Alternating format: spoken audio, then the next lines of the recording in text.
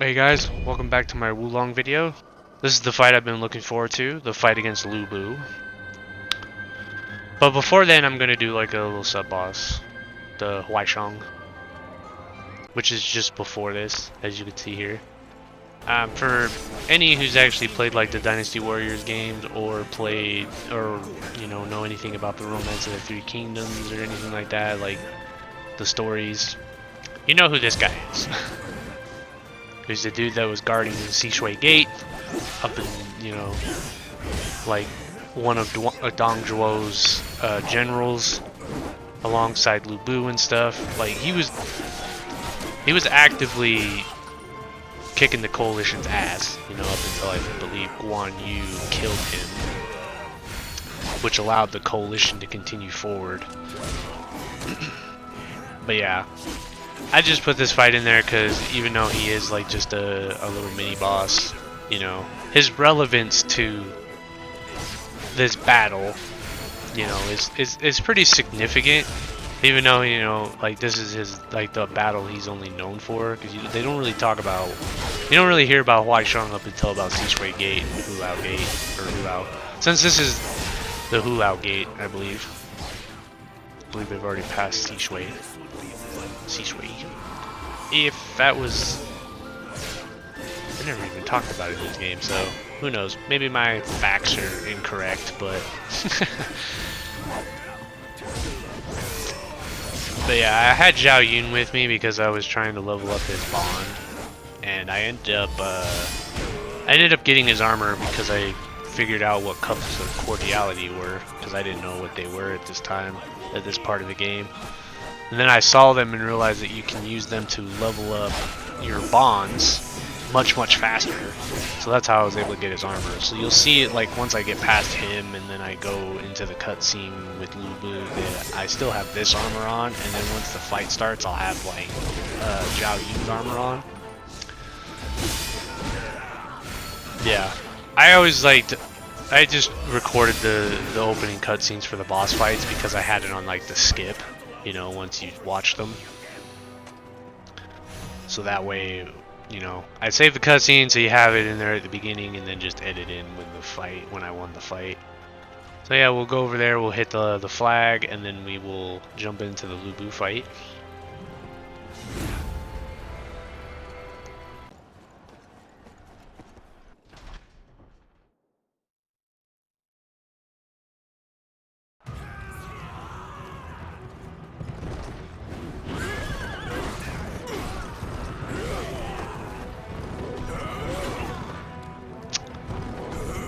Yeah, the thing that I was like excited about with this game was to actually see like a mature theme type, Three Kingdoms era game. Because I did play a lot of the Dynasty Warriors games. And yeah, like seeing, Lu Bu, being this like absolute monster, even though he is in the Dynasty Warriors games, but like, he's got blood covering his halberd and stuff, He just doesn't say anything. He's just really menacing, That's like something I've been looking forward to, because you know how they did it with, Nioh in the Japanese era, the Sengoku era, with Nobunaga and all them. Yeah, so it was something I was really looking forward to, and that was like the thing I was most excited with this game, was especially this fight, because I knew it was coming.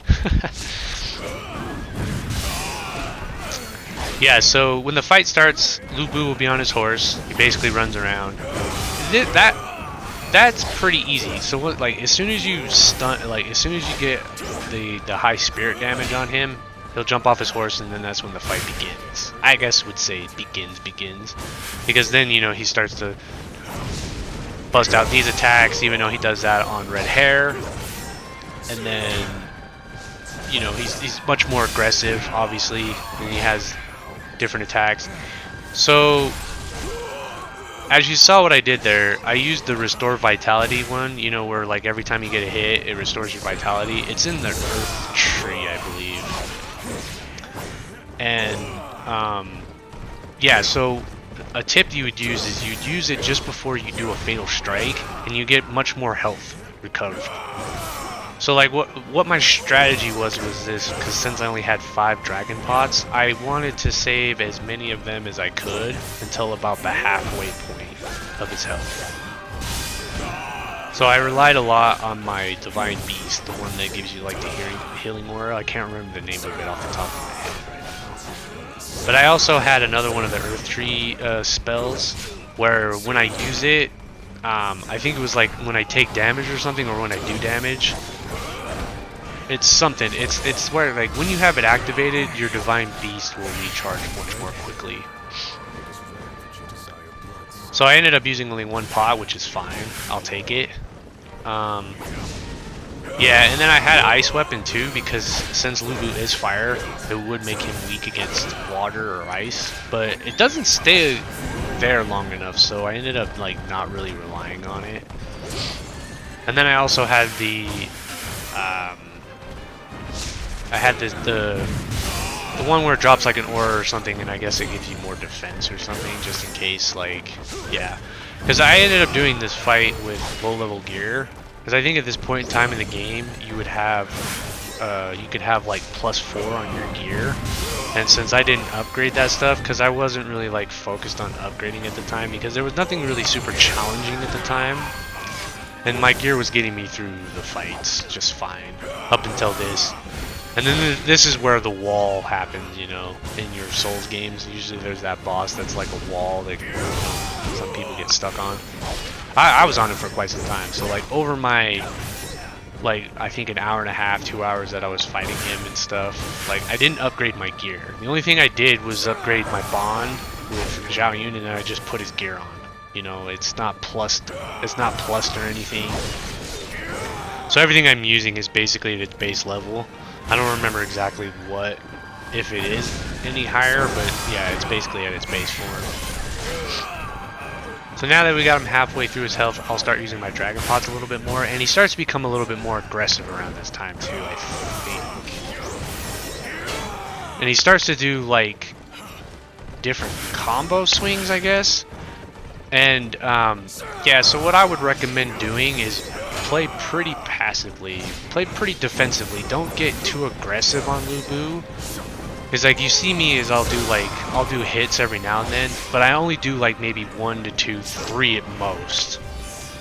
Because a lot of the times your normal attacks will not stun him, and he will just he'll just tank right through it, and he'll just do his combo, and you'll take like damage. You'll take a lot of damage, you know, while you're sitting there swinging at him and stuff, you know. So, and then you'll just end up burning through all your pots. So what I ended up doing was playing very defensively and just kind of waiting for him. Just kind of waiting for him to do his critical strikes so I could, you know, deflect them and get his spirit damage up. So that way I could rely on my fatal strikes once I've stunned him. And then used my restore vitality to get my health back at times. And then basically used my divine beast when I could, every time that I got it. And then yeah, so you'll notice that he'll jump on red hair, like at points in the, just do the same thing as before. He doesn't really have a whole lot of attacks. They're pretty easy. He'll do the bow strike, he'll do this. This one's what's going to give you a lot of damage. Just knock him off red hair, and then, you know, then you can just continue to fight as usual.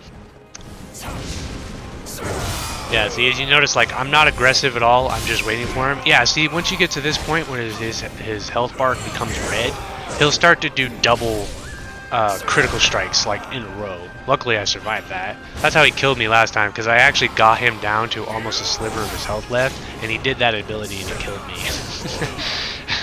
But I had to... I was like, that was the fight, but, you know, I was slowly got better over the course of the hour and a half, 2 hours that I fought him. Just learned his abilities, learned his attacks, learned everything. Even though that charge one threw me off sometimes, he hit me with it. It's sometimes, like, the pattern threw me off. I guess it was just a little bit weird. Yeah, this one. Yeah, see, I got greedy there, and that's when I got hit with his critical strike. Because when he gets that low, just watch out. When he does one, he's going to follow up with a second. So it's going to allow you to get, you know, twice the spirit damage on him. See, watch, he's going to do another one. Boom. And then I just realized you just wait it out, and there you go. Boom. And there's your win. Just play very defensively, I would say. Learn his attacks. Just I would say play for the fatal strikes. That's where you're going to do a lot of damage. I mean, unless you have like a +4 weapon, you'll probably be doing much more damage than I would, which might help you, and then you could be just a little bit more aggressive. But since I was under leveled and all that, I didn't have like upgraded equipment, I was playing defensively. It worked for me. I love this fight. This fight was amazing. It's the best fight in the game. But yeah, that'll do it for this video. Be sure to like, comment, subscribe, and I will see you guys in the next Wulong boss videos. Take it easy.